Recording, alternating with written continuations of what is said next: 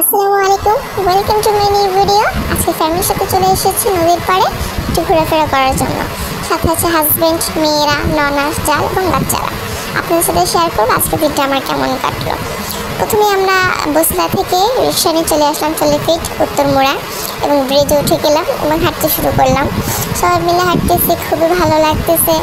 আকাশটা খুব সুন্দর, আজকে রোদও আছে, মেঘলাও আছে, পাশে নদীটাও ঝলমল করতেছে রোদের আলোতে, খুবই ভালো লাগতেছে দেখতে।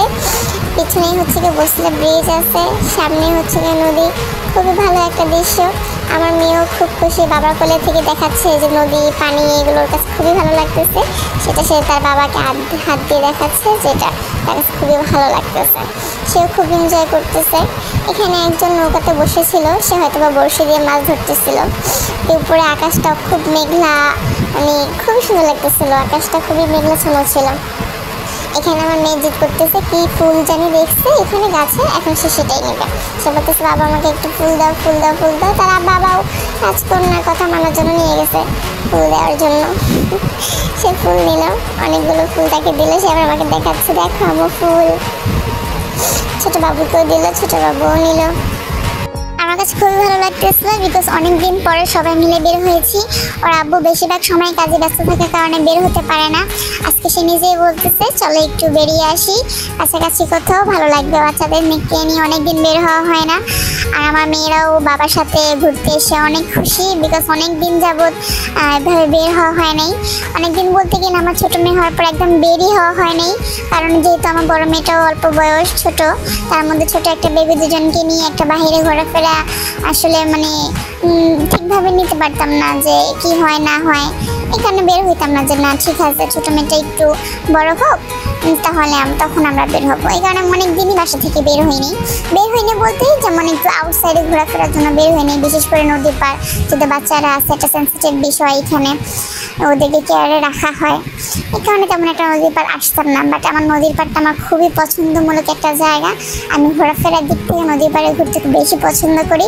আর ওর আব্বু এটা জানে, তাই আমাকে আজকে হঠাৎ করে বলতেছে যে চলো, অনেক দিন হয়ে গেছে আমাদের একদম বাইরে বেরিয়ে হওয়া হয় না, আমরা একটু নদীর পাড় থেকে হেঁটে আসি, যেহেতু এটা কাছেই আছে আমাদের বাসা থেকে। বাস চলে আসলাম ফ্যামিলিকে নিয়ে। এটা হচ্ছে আমার যা, আমার বড় যা, ওরা হচ্ছে 2 ভাই।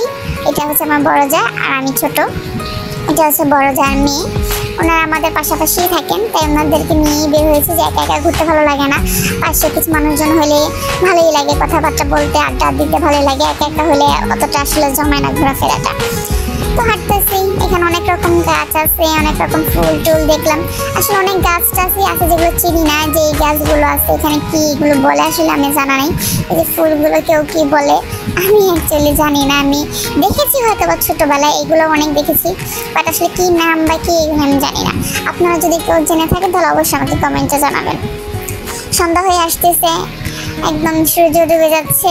সবাই হাইটে হেঁটে খুবই ক্লান্ত, তাই একটু বসলো কিছু খাওয়া দাওয়ার জন্য। এখানে একটা পেঁপে গাছ আছে, গাছটা বেশি বড় না, কিন্তু পেঁপেও ধরেছে দেখলাম কিছু, ভালোই লাগতেছে। আকাশটা একদমই এখন সন্ধ্যা সন্ধ্যাচ্ছন্ন হয়ে গেছে, সূর্য নাই বললেই চলে, ডুবে গেছে, সন্ধ্যাও হয়ে গেছে। আমরা এখন বাড়ি ফেরার জন্য প্রস্তুতি নেব ইনশাল্লাহ। হয়তো বা তারা কিছু খাওয়া দাওয়া করবে, আমি কিছুই খাবো না। আমার আসলে ঘুরতে আসলে ঘোরাটাই আমি এনজয় করি, বেশি খাওয়া দাওয়ার প্রতি আমার তেমন একটা ইন্টারেস্ট নেই। তবে বাচ্চাদেরকে মনে হয় বাদাম বুট কিনে দিচ্ছে, ওরা খাচ্ছে। আমি আমার মতন ঘুরতেছি, ফিরতেছি, সব দেখতেছি, বাচ্চাদেরকে তাদের হাতে ছেড়ে দিয়েছি।